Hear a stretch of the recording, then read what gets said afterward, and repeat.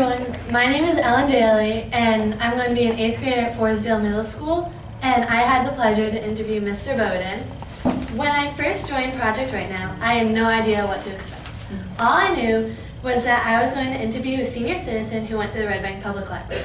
We chose our interviewees out of a hat, and I had picked George Bowden. At the time, the name didn't hold a special meaning to me. Once I realized who he was, I was astounded that I got to interview the George Bowden. This is a man who saved the historic Century House and created the second historical district in Red Bank.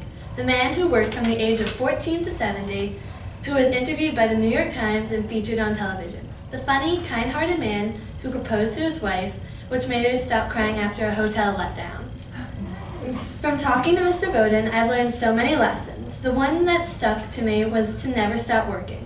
If you do, you'll never reach your goal. But if you don't, you'll achieve that goal one way or another. Interviewing him was an honor and an experience I will always remember. Do you want to tell the story about how you proposed to your wife? I love this story. I started to cry when I read this story. How I proposed my wife? Yes. You want me to tell you that?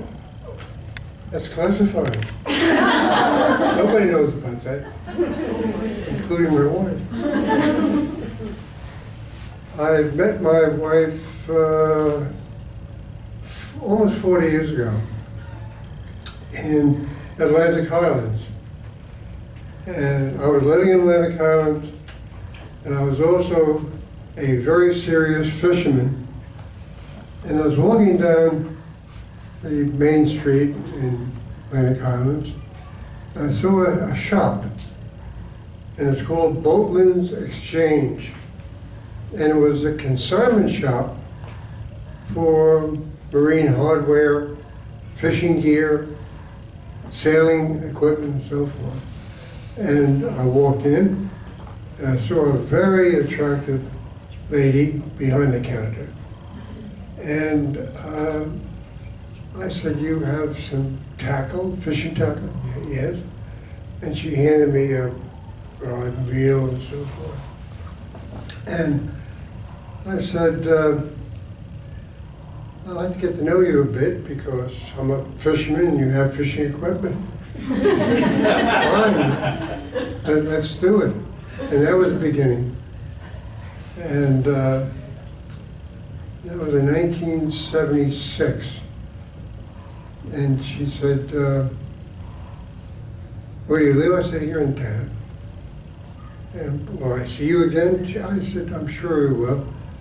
"Where are you going to be this coming weekend?" I said, "In Fairbanks." She said, "Fairbanks? Alaska?" I said, "Yeah, I'm going to Alaska. I have a daughter who had been living in Alaska for many years, and my son is now in Alaska working on the railroad, the Alaskan Railroad, which is owned by the federal government.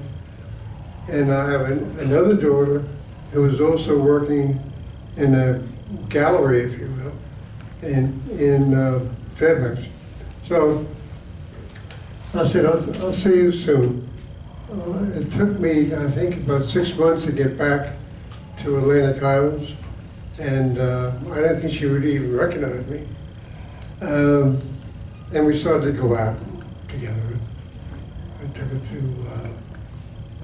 Sandy Hook, very romantic, and got to know each other. And she was living in Middletown, and we went together for about three years, a little over 3 years. And we were going steady, if you will. She had 4 children, and I had 5, so we had 9 kids between us, which is 1 less than 10. Very romantic, I know. So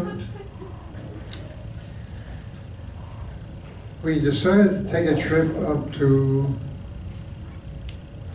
Canada, and we went, took a ferry, if you will, across to Nova Scotia. But we spent the night in a very pretty historic town near the ferry, if you will. And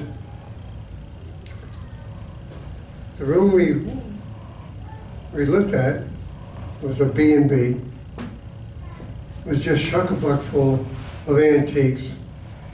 And she said, I love this room. I said, well, we'll come back in a week. So I booked it for a week out. We went to, for a tour, if you will, of Canada, the Canadian provinces. And we got back the next Friday or Saturday, and we went back to the B&B.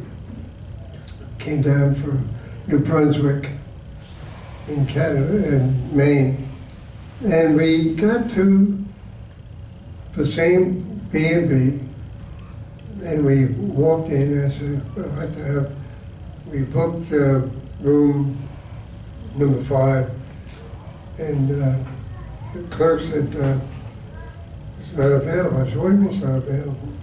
Fellow and his wife are staying there, and they're staying there for another 2 days. I said, it's impossible.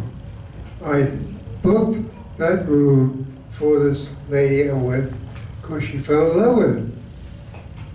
And he said, sorry, I can't. I said, just tell him, go next door.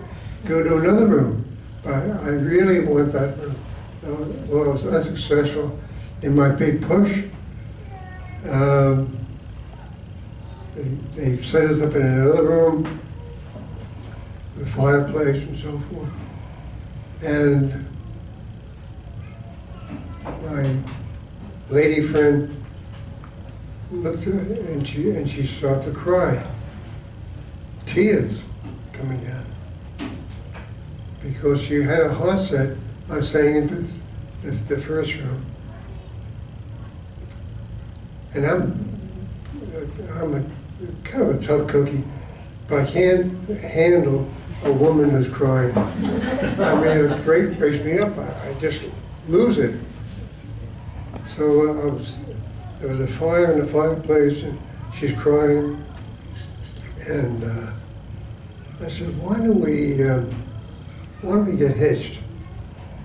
She said, what? I said, why don't we get married? You know?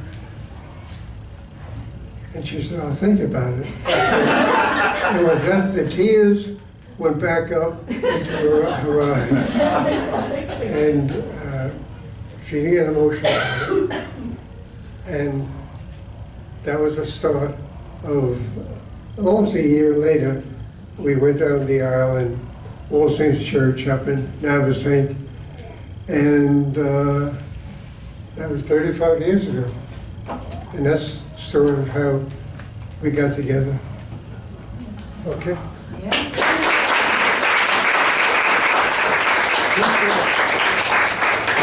I gotta know, when you go back there, which room do you stay in? I love that story. I just want to say thank you for letting me interview you. I had so much fun, and it was an honor. Good.